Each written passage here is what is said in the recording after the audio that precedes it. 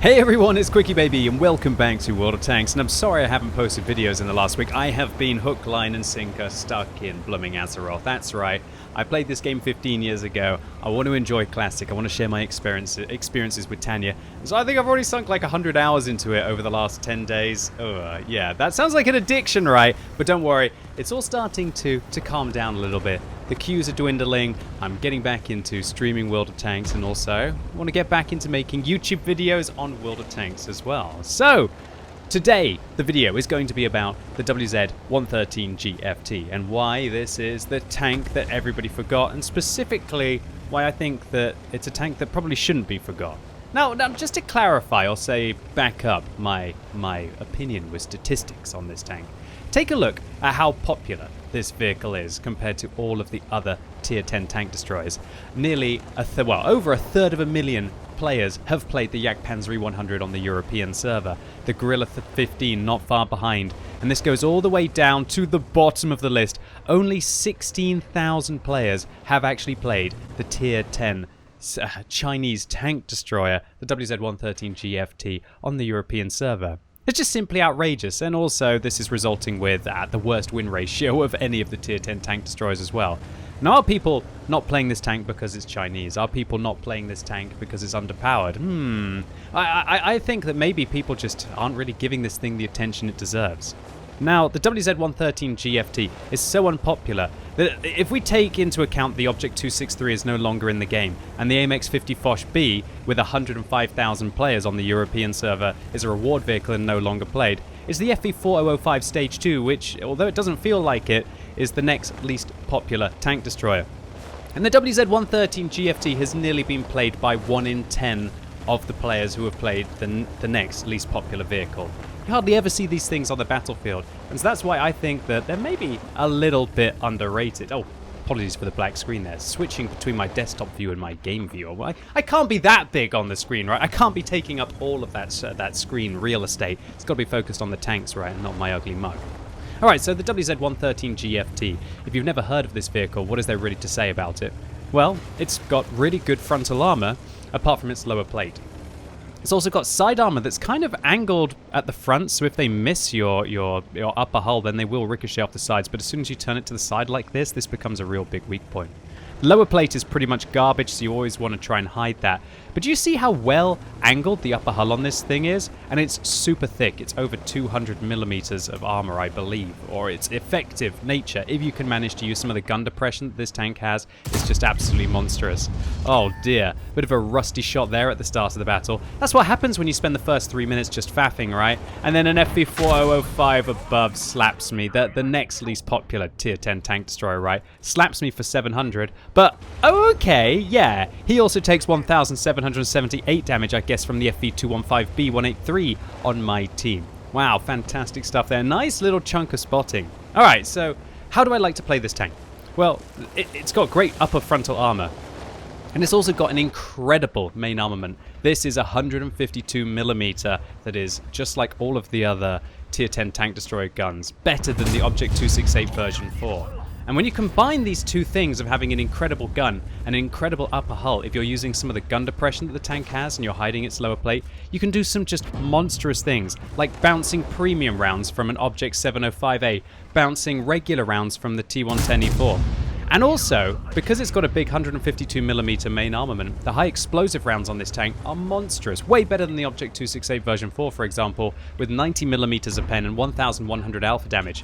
Now, I was loading one hoping to be able to one-shot the EBR, or at least to give him a hit so significant that he would probably get finished off by my team. Or maybe also loading for the FV4005 who was above me.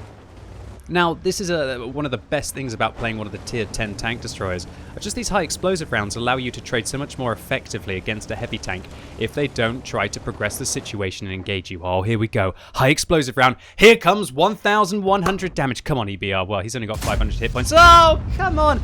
I aimed that one so low and it still went so high. I was trying to compensate for the lead that I would have to give, and also the elevation as I was aiming pretty much towards the end of the map.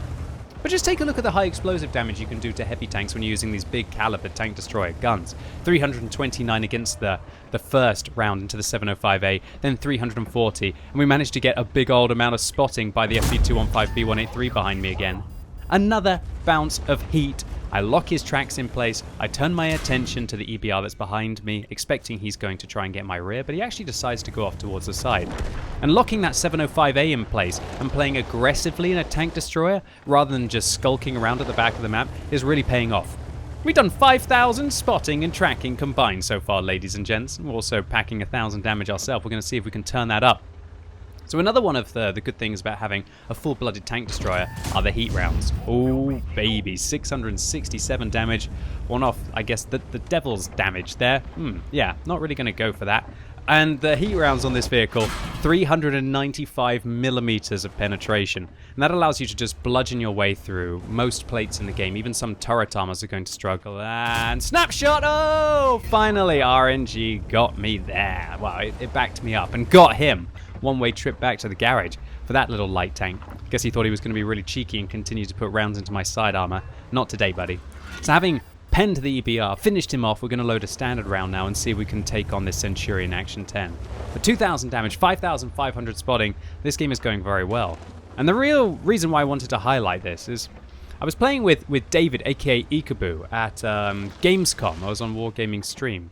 And we were talking about Chinese tank destroyers and how he absolutely despised them.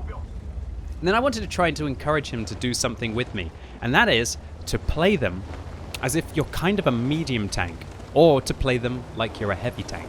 I really feel that what the Chinese tank destroyers do exceptionally well is just bludgeoning their opponents with big quality ammunition that you will have even on the tier 9 tank. A wealth of rounds at your disposal, so you can do 1,100 damage to the gorilla, but are we going to be able to survive the shot from him? Oh, no, we're not. Oh, come on, artillery. Yeah, there we go. Revenge. Not a bad trade at the end, right? I traded my remaining 589 hit points and a good possibility to be able to bounce the gorilla shot for like 1,100 damage onto him. Pretty good trade. And then also the remainder of his hit points with our spotting. And so the WZ-113 GFT, for some reason, it's by far the least popular tank destroyer in the game. And I can understand why. It doesn't have the most flashy playstyle. It doesn't have anything really unique about it. However, its upper hull armor, combined with this 152mm main armament, with awesome armor-piercing rounds, great heat rounds, and also high explosive rounds that can give you flexibility to sit hull down, try and use your gun depression, try and bounce your opponents off your upper hull armor. And because there are just so few of these that are actually playing, quite a few people don't know how to fight against them. And if you play aggressively in your Chinese tank destroyers and play them as if they're a heavy tank, or even just play them as if they're a support medium. Now, I'm not claiming that they're the fastest thing in the world, but if you do play them like a support vehicle, you can be very impactful in your games. And the result is that when you play a tank destroyer, like a heavy tank, at least the tank destroyers that can, such as the high-tier Chinese tank destroyers, you can be really influential in the battle. In the 68 games that I've played in the Tier 9 WZ-113 GFT, I managed to get 74% wins playing solo. Now, obviously, I don't think I could maintain that if I was to continue to play the vehicle. 74% win ratio has to have something to do with RNG. But equally, if I was playing in an uncompetitive Tier 9 tank destroyer, it wouldn't be achievable in the first place, even with really good luck with the matchmaking. And when I think about it, the changes that Wargaming made to the matchmaking system back in the day, if any of you veterans can remember, where heavy tanks weren't even really matched up against heavy tanks some of the time. Some teams would have 10 tank destroyers versus 10 heavy tanks on the enemy team.